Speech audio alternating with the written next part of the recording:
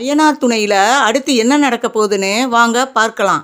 நிலா கார்த்தியா வீட்டுக்கு போயிட்டு எல்லாருமே சோகமாக வர்றாங்க. அதோட காலையில் எந்திரிச்சு கிச்சனுக்கு வர்றாங்க. கிச்சனுக்கு வரையில் கிச்சனில் வந்து டீ போட்டுக்கிட்டு இருக்காரு சேரன் அண்ணா.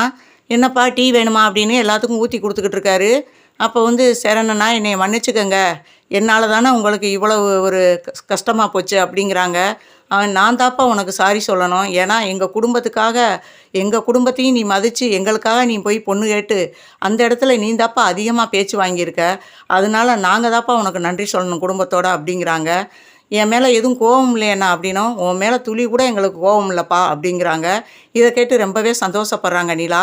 நிலா சந்தோஷப்பட்டுட்டு டீயை எடுத்துக்கிட்டு நடேசனுக்கு கொண்டு வர்றாங்க. அப்போ சோழன் சொல்கிறாரு, அவருக்கு எதுக்கு, அவர்லாம் ஒரு மனுஷனா அவருக்கு டீ எடுத்துகிட்டு போகிறீங்க அப்படிங்கிறாப்புல. நீங்கள் பேசாமல் இருங்க, எனக்கு எல்லாம் தெரியும் அப்படின்னு சொல்லிட்டு நடேசன்கிட்ட போகிறாப்புல. அங்கிள் மன்னிச்சுக்கங்க, நான் உங்கள் பேச்சை மீறி நான் போனதுக்கு சாரி அப்படிங்கிறாங்க. உடனே வந்து நிமிந்து பார்க்குறாரு. நிலாவை பார்த்ததும் அவருக்குள்ளே ஒரு சந்தோஷம். நம்மளையும் மனுஷனாக மதித்து இந்த பொண்ணு நம்மகிட்ட வந்து சாரி கேட்குது அப்படின்னு சொல்லிட்டு ரொம்பவே சந்தோஷப்படுறாரு. சந்தோஷப்பட்டுட்டு அவர் வாங்கிட்டு வந்த வடையை, இந்தாப்பா நீ சாப்பிடுப்பா, நீ மட்டும் சாப்பிடுப்பா அப்படின்னு கொடுக்குறாரு. அதை வாங்கிட்டு அவங்களும் சந்தோஷமாயிடுறாங்க. சந்தோஷமாகி வடையை சாப்பிட்டுட்டு அதோட வந்து பல்லவனுக்கும் கொடுக்குறாங்க. அவர் வாங்கிட்டு வந்த வடை எனக்கு வேணாம் அப்படிங்கிறாங்க. இந்தாரு, இதுக்கெல்லாம் ரோசம் இல்லை, இந்தா எடுத்து சாப்பிடு அப்படின்னு சொல்லவும், சரின்ட்டு நீங்கள் சொன்னதுக்காக நான் சாப்பிட்றேன் அப்படின்ட்டு சாப்பிட்றாரு பல்லவன்.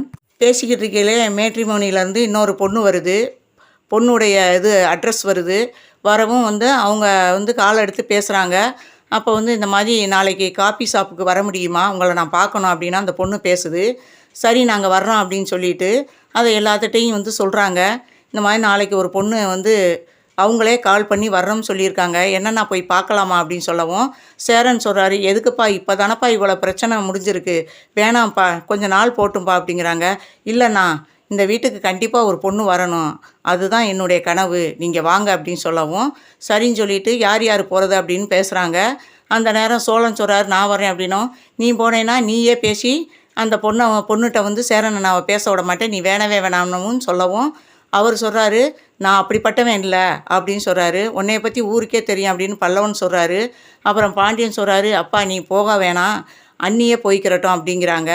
சரின்னு சொல்லிட்டு மறுநாள் வந்து சேரனை சம்மதம் வாங்கிக்கிட்டு சேரன், சோழன், நிலா 3 பேரும் போகிறாங்க. காபி ஷாப்புக்கு போகிறாங்க. அங்கே போய் உக்காந்துருக்காங்க. உட்காந்ததும் லிஸ்ட்டை எடுத்து பார்க்குறாரு. அதில் ஒரு காப்பியே வந்து 250 ரூபா போட்டிருக்கு. என்னப்பா 250 ரூபாயா ஒரு காப்பி அப்படிங்கிறாங்க. இந்த இடம்லாம் அப்படி தான், அந்த பொண்ணு கொஞ்சம் பணக்கார பொண்ணு அப்படிங்கிறாங்க. ஏப்பா பணக்கார பொண்ணுங்கிற, இதெல்லாம் நமக்கு செட் ஆகுமா அப்படிங்கிறாப்புல. ஏன்னா எதையுமே நெகட்டிவாக பேசுகிறீங்க, நல்லதாகவே நினைங்க, நான் நல்லதாகவே முடியும் அப்படிங்கிறாங்க. அதுக்கப்புறம் அந்த பொண்ணும் அங்கே வர்றாங்க.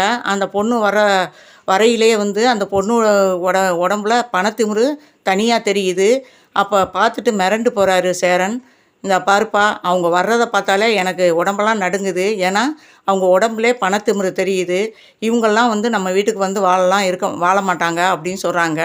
சரிங்க நான் இருங்க, நான் பேசி பார்ப்போம் அப்படின்னு சொல்லிட்டு கையை பிடிச்சி அமைதியாக இருக்க வைக்கிறாங்க. அதுக்கப்புறம் வந்து அவங்க வர்றாங்க. வந்து உக்காந்ததுமே எல்லாத்துட்டையும் பேசிட்டு சொல்கிறாங்க, தயவுசெய்து என்னை தப்பாக எடுத்துக்கிறாதீங்க, நான் ஏற்கனவே ஒரு பையனை லவ் பண்ணுறேன், அதை வீட்டுக்கு சொல்ல எனக்கு பயமாக இருக்குது, அதனால தான் வந்து நான் உங்கள்கிட்ட இங்கே நேரடியாக சொல்லிட்டோம்னா நீங்கள் பிடிக்கலைன்னு அங்கே சொல்லிடுங்க எங்கள் அப்பா அம்மாட்ட அப்படின்னு சொல்கிறாங்க. இதை கேட்டு அதிர்ச்சி ஆகுறாங்க நிலா. அதுக்கப்புறம் வந்து சேரனை பார்க்குறாங்க. நான் நினச்சது மாதிரியே நடந்துருச்சு அப்படின்னு சொல்லிட்டு சேரனை அதை பெருசாக எடுக்கலை. அதுக்கப்புறம் சரின்ட்டு அந்த பொண்ணு சொல்லிட்டு போயிடுறாங்க. இது நான் எதிர்பார்த்ததாப்பா அப்படிங்கிறாங்க. சரிண்ணா, இது இல்லைன்னா இன்னொன்று, நம்ம ஏன்னா மனசை தளர விடணும், உங்களுக்கு நல்ல பொண்ணு எங்கேயோ இருக்குண்ணா, அதனால தான் இதெல்லாம் தட்டிக்கிட்டு போகுது அப்படின்ட்டு ஆறுதல் சொல்லிவிட்டு வீட்டுக்கு வர்றாங்க நிலா. மறுநாள் கோயிலுக்கு வர்றாங்க. சேரனுக்கு எப்படியாவது நல்லபடியாக வந்து பொண்ணு அமையணும் அப்படின்னு சொல்லிட்டு அப்போ சாமியை மட்டும் வெளியே வந்து உட்காந்துருக்காங்க. அப்போ கார்த்தியா வந்து அந்த இடத்துல பார்த்துட்டு சொல்கிறாங்க, என்னால் நீங்கள் ரொம்ப அசிங்கப்பட்டீங்க எங்கள் வீட்டில் அப்படிங்கிறாங்க. பரவாயில்லைங்க, நடக்கிறதானே நடக்கும் அப்படின்னு சொல்லிக்கிட்டு இருக்கையில் இதை பார்த்துட்டு கார்த்தியா அம்மா வந்து நிலாவை வந்து கேட்குறாங்க, உனக்கு எவ்வளோ தைரியம், இவ்வளோ தூரம் உன்னை அசிங்கப்பட்டு அனுப்பியும் என் பொண்ணுகிட்ட மறுபடியும் என்னமோ சொல்லி கொடுத்துக்கிட்டு இருக்க அப்படின்னும். ஆமாம் அதான வேலை, நான் கோயிலுக்கு சாமி கும்பிட வந்திருக்கேன், என்னை நிம்மதியாக விடுங்க, ஏதாவது வந்து என்னை பேச வச்சிடாதீ அப்படிங்கிறாங்க.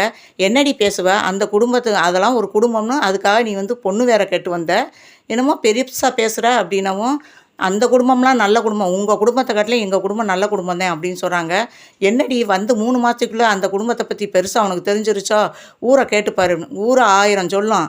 ஆனா வந்து நான் வந்து பார்த்ததுலேருந்து அந்த குடும்பம் மாரி ஒரு குடும்பம் இந்த ஊர்ல இல்ல அப்படின்னு சொல்றாங்க. ஆமா பெரிய ராஜ பரம்பரை அந்த குடும்பம் அப்படிங்கிறாங்க. இங்க இருங்க அனாவசியமா பேசாதீங்க. கோயிலுக்கு நான் சாமி கும்பிட வந்திருக்கேன். நீங்க சாமி கும்பிட்டீங்களா? உங்க பொண்ண கூட்டிக்கிட்டு நீங்க போற வழிய பாருங்க. நான் என் வழிய பார்த்துக்கிறேன் அப்படின்னு சொல்றாங்க. உடனே வந்து அவங்க கைய பிடிச்சு பொண்ணை இழுத்துட்டு போகிறாங்க. அதோட அவங்க சாமி கும்பிட்டு வீட்டுக்கு வர்றாங்க நிலா. என்ன முடிவு எடுக்க போகிறாங்கன்னு வெயிட் பண்ணி பார்ப்போம்.